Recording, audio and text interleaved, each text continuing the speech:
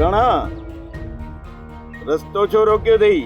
तू को नवाब या सरदार नहीं जो अड़े करे तो ॻाल्हाई। हेठि लही आ गाॾीअ मां, चवां नहीं त पीउ ॻाल्हाए।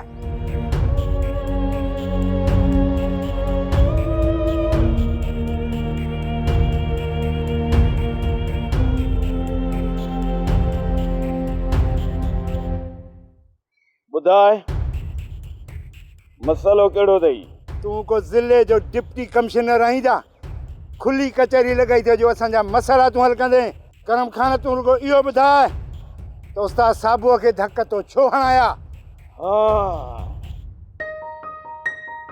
माना त तूं इन हजम जो पलांद करण आयो।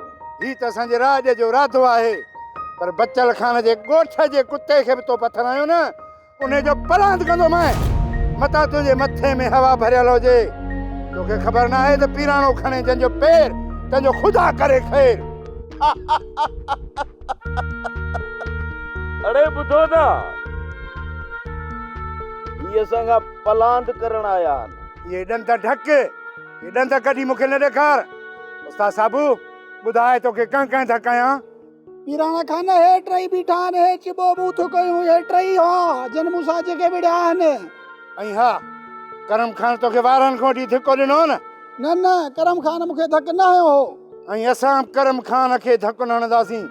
बाक़ी जेके तोसां विड़िया हा उन्हनि जो असर कंदासीं। जे करम खान असांजे छेड़े जे विच में आयो त पोइ करम खान जो मथो बि कचो कंदसि न लठियुनि सां।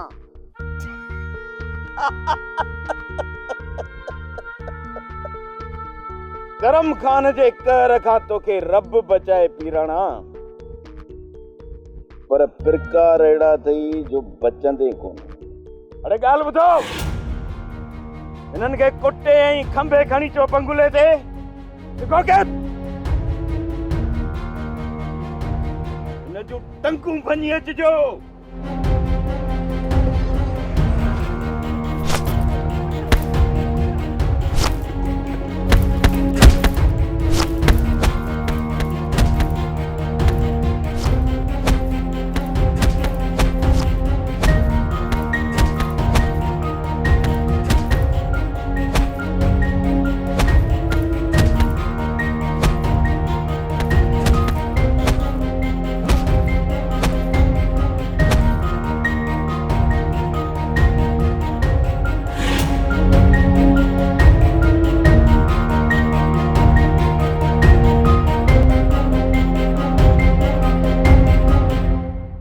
सब्सक्राइब कयो असांजो official YouTube channel Singh TV HD drama ऐं वधीक अपडेट लाइ बेल आइकन खे क्लिक करियो।